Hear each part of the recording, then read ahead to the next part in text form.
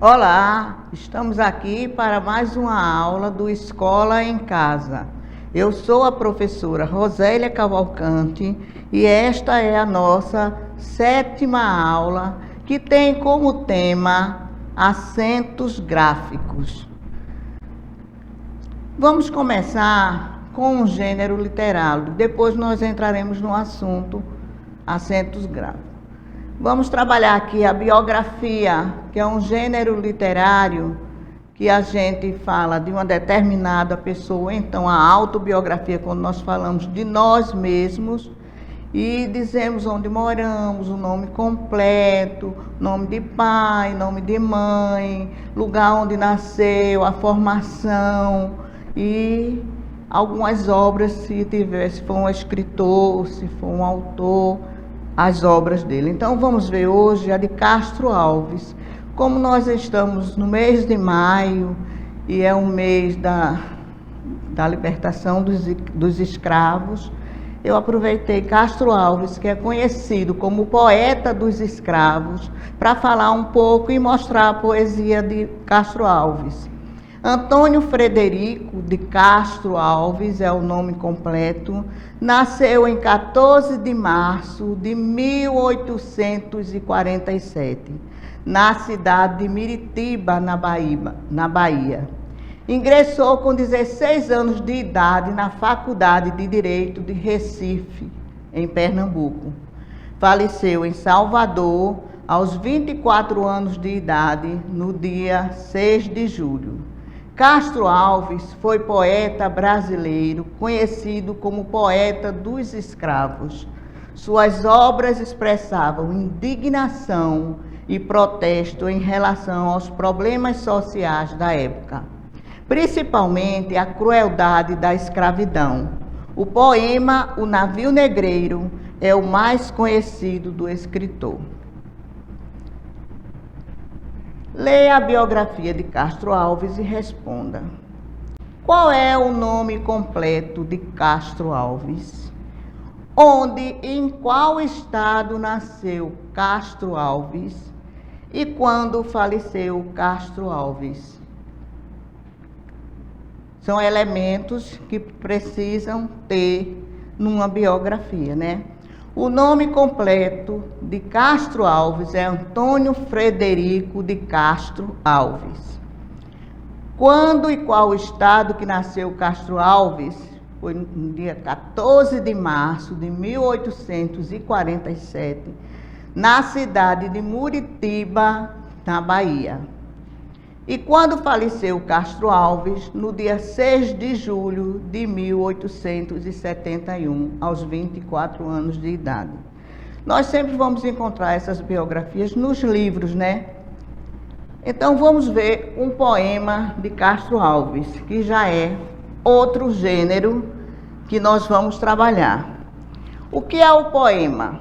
O poema é um texto escrito em formas de versos, com metrificação ou não, com rimas ou não. Assim opõe-se à poesia, que é a não utilização de versos na prosa, Assim opõe-se à prosa, que é a não utilização de versos na escrita de um texto.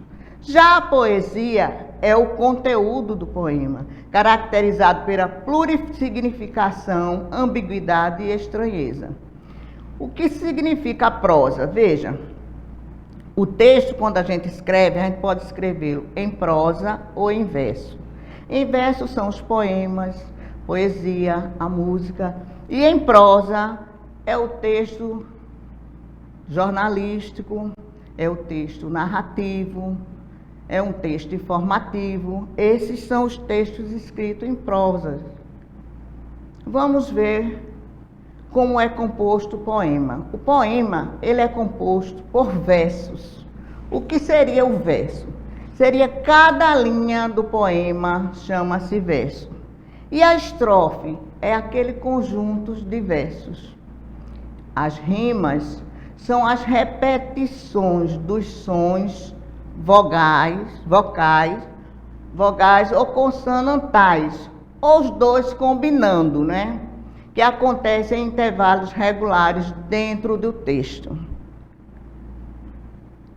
Então aqui está um poema de Castro Alves, um trecho de um poema de Castro Alves, que chama-se A Canção do Africano, em que a gente vai poder reconhecer toda essa estrutura que tem no poema. Então, lá na úmida senzala, sentado na estreita sala, junto ao braseiro no chão, entoa o escravo o seu canto. E ao cantar, corre-lhe em prantos saudade do seu torrão. De um lado, uma negra escrava, os olhos no filho crava, que tem no colo a embalar. E a meia voz lá responde ao canto, e o filhinho esconde, talvez para não o escutar. Minha terra é lá, bem longe, das bandas de onde o sol vem. Essa terra é mais bonita, mas a outra eu quero bem.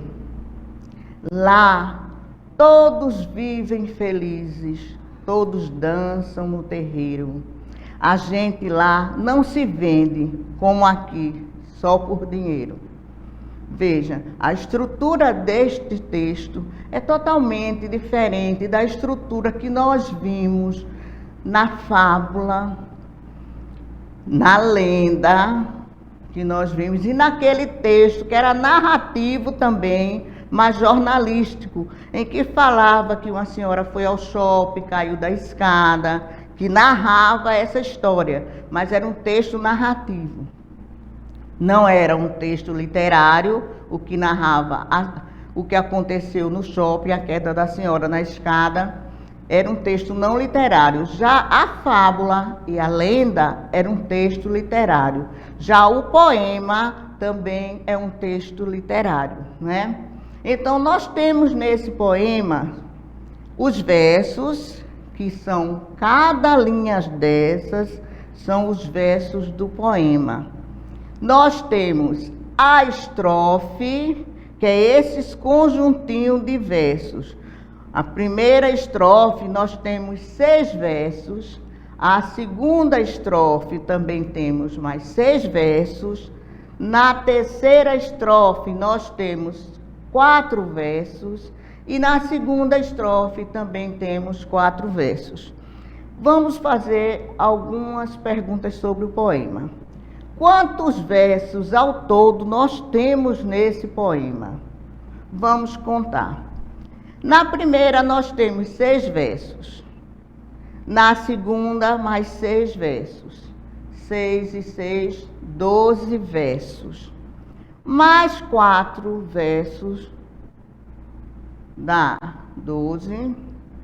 Com 4, 16. Com 4, 20. E voltando ao poema, como eu falei da estrutura para vocês, vamos ver quantos versos nós temos no poema, cada linha dessa. Quantos versos nós temos nesse poema? Seriam 20, 16 ou 24? Vamos ver a resposta correta. A resposta correta, nós temos 20 versos. Cada linha dessa é um verso. Temos 2 estrofes com 6 versos e 2 estrofes com 4 versos. Temos algumas palavras nesse poema que estão rimando. As rimas é a terminação da palavra que estão combinando. Então vamos ver aqui. Nós temos a palavra senzala dentro do poema, que está rimando com a palavra sala. Nós temos a palavra escutar, que está rimando com a palavra embalar. Nós temos a palavra esconder, que está rimando com a palavra responder.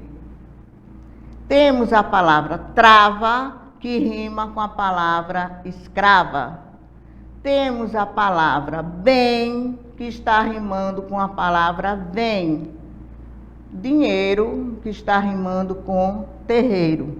Note que as terminações são sempre iguais, as sílabas das últimas palavras sempre estão combinando, e isso é o que está fazendo a rima. Então, voltando ao poema, veja, senzala está no primeiro verso, rimando com o segundo verso. Chão está no primeiro verso, no terceiro verso, rimando com o sexto verso. Escrava está no primeiro verso, rimando com o segundo verso. Embalar no terceiro verso, rimando com o sexto verso. Coincidentemente, os dois estão rimando primeira e segunda, terceira e sexta rima. Na estrofe de 4 rimas, nós temos vem, que está no segundo verso, rimando com o quarto verso, que é bem. E terreiro, no segundo verso, rimando com dinheiro, que está no quarto verso. A mesma coisa, a estrofe de 4 versos estão rimando iguais, não é isso? Vimos como é a rima e escolhi algumas palavras para que vocês dessem o significado de embalar, de braseiro, de crava e de torrão. O que seria embalar? Seria envolver, é quando a escrava envolve o filho dela nos braços. Cobrir, tapar, embrulhar, enrolar. E braseiro é um recipiente usado para queimar carvão vegetal ou outro combustível sólido, onde fica a brasa. Crava, vem do verbo cravar, é fazer penetrar a força e provém do verbo cravar, o mesmo que espetar, pregar, fincar. Torrão é um terreno solo próprio para a cultura. Os sinais gráficos, que é o tema da nossa aula. São certos sinais que se juntam à letra para geralmente lhe dar um valor fonético especial e permitir a correta pronúncia das palavras. Lembra que na aula passada nós estudamos ortografia, que é o falar correto e escrever correto das palavras. Esse assunto tem muito a ver com a ortografia, que é como a gente vai escrever. Há palavras que têm acento e há palavras que não têm acentos. Mas que acentos são eles? É o tio, que indica um som nasal, que às vezes pode ser representado pelo M ou pelo N na palavra, que a gente viu que o M e o N tem som nasal. O acento agudo, que indica a vogal tônica aberta, como é o caso do pó, do pé, do sofá, do chulé. E o acento circunflexo, que indica a vogal tônica, o som mais fechado. Exemplo, astrônomo e 3. A cedilha, que indica que o C tem o som de SS, que nós vimos na aula passada. Pança, muçulmano e moço. Então, observando o poema, vamos colocar as palavras que têm acento agudo e palavras que têm tio. Acento agudo nós temos o lá, o úmido e o só. Com o tio nós temos chão e torrão. Na biografia de Castro Alves também encontramos palavras com acento circunflexo. Na verdade, uma palavra só. Né? Quais são? Esse caso é a palavra Antônio. Veja que o som é fechado, Antônio. Se tivesse um acento agudo, seria Antônio. Aberto, né? O som aberto, Antônio, Antônio. Então, vamos organizar em frases essas palavras. Olha. Nós já aprendemos a ortografia, que é o escrever a palavra com S, com Z, porque nem sempre a gente escreve como a gente pronuncia. Então, a gente tem muita dificuldade. Lembra que eu comecei a aula escrevendo casa com Z, homem sem H, porque é a forma que a gente pronuncia. Então, nós aprendemos na aula passada que antes de P e B, a gente escreve M no P e B. E antes das outras letras, a gente escreve o N. Aprendemos que o S tem o som de Z. Aprendemos também na aula passada que o X tem som de CH. E muitas vezes a gente tem dúvidas como vai escrever X, quando é que é CH. No futuro, quando vocês estiverem mais adiantados, vocês vão conhecer todas essas regras. Nós fizemos uma demonstração aqui, mais ou menos, não é isso? E que quando a palavra fica entre duas vogais, o S fica com som de Z, como é o caso de gostoso, charmoso, e nós vimos alguns exemplos dessas palavras aqui. Hoje nós vimos os acentos gráficos, que são o til, o acento circunflexo e o acento agudo. Então, é importante também esses acentos na nossa língua, sim, até para a gente aprender a pronunciar corretamente as palavras. Existem algumas regras que depois vocês verão de que momento a gente coloca esse acento agudo, se algumas palavras usam acento agudo, outras não usam. O que o acento agudo representa? Representa um som agudo, o que representa o acento circunflexo. Então, a gente vai ver futuramente isso aí. Então, foi outro assunto importante para a questão ortográfica da língua portuguesa, que é você saber colocar os acentos, você saber quais são os acentos gráficos e usá-los de forma correta. Esse assunto também é parte da ortografia, não é? É parte da fonética, do som das palavras com acento. E na próxima aula, nós vamos ver os sinais de pontuação, que também são muito importantes na língua portuguesa. Às vezes a gente acha que não tem tanta importância, botar vírgula, uma interrogação, até para o entendimento, para você conhecer, dar uma coesão melhor no texto, para que tenham um entendimento melhor do texto.